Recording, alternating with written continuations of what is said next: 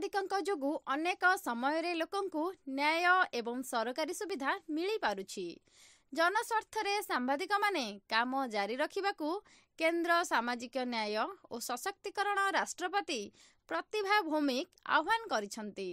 ସ୍ଥାନୀୟ କନଷ୍ଟିଚ୍ୟୁସନ୍ କ୍ଲବଠାରେ ଆୟୋଜିତ 3 ଦିବसीୟ Indian media କଂଗ୍ରେସକୁ ଉଦ୍ଘାଟନ କରି ମନ୍ତ ଭୌମିକ 2047 ସୁଦ୍ଧା ଭାରତକୁ ବିକଶିତ ରାଷ୍ଟ୍ରରେ ପରିଣତ କରିବା ଦିଗରେ କାର୍ଯ୍ୟ କରିବାକୁ ପରାମର୍ଶ ଦେଇଥିଲେ।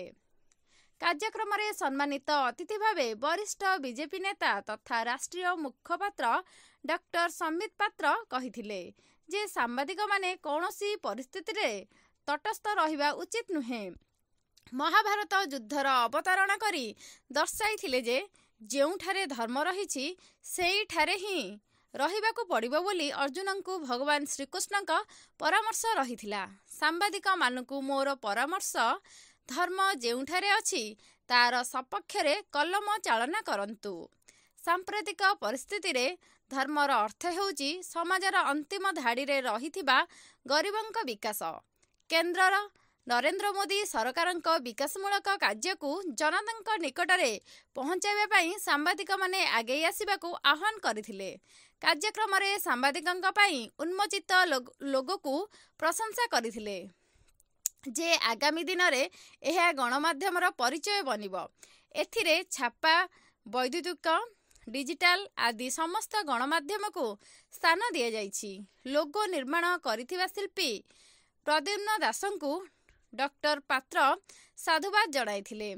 ଓଡ଼ିଆ ଦୈନିକ ପର୍ଯ୍ୟବେକ୍ଷକ ଓ ଦ କଳିଙ୍ଗ କ୍ରୋନିକଲର ସମ୍ପାଦକ ଡକ୍ଟର ପବିତ୍ର ମୋହନ ସାମନ୍ତରାୟଙ୍କ ସଭାପତିତ୍ୱରେ ଅନୁଷ୍ଠିତ କାର୍ଯ୍ୟକ୍ରମରେ ମାନବିକତା କେନ୍ଦ୍ରରେ ଉଲ୍ଲେଖନୀୟ ଅବଦାନ ପାଇଁ ଡକ୍ଟର ତିରୁପତି ପାଣିଗ୍ରାହୀ, ସାମ୍ବାଦିକତା କ୍ଷେତ୍ରରେ ପ୍ରମେୟର ଦିଲ୍ଲୀ ବ୍ୟୁରୋ ମୁଖ୍ୟ ନିଗମାନନ୍ଦ ପୃଷ୍ଟି, ସମାଜର ଦିଲ୍ଲୀ ବ୍ୟୁରୋ ମୁଖ୍ୟ ଶକ୍ତି ପ୍ରସାଦ ନାୟକ, ନ୍ୟୁଜ୍7ର ବରିଷ୍ଠ ସାମ୍ବାଦିକ ଶବନାବ ଆଦାନୀ, ସମାଜସେବା କ୍ଷେତ୍ରରେ ଡକ୍ଟର ଶେଖ୍ ମୁସଲିମ ଟୁଲ୍ଲା ଓ ଆଦିତ୍ୟ ମୁଦ୍ଗଲଙ୍କ ସମେତ କଳାକାର ୱାରିୟମ ମସ୍ତଙ୍କୁ ଜୀବନବ୍ୟାପୀ ସାଧନା ପୁରସ୍କାରରେ ସମ୍ମାନିତ କରାଯାଇଥିଲା।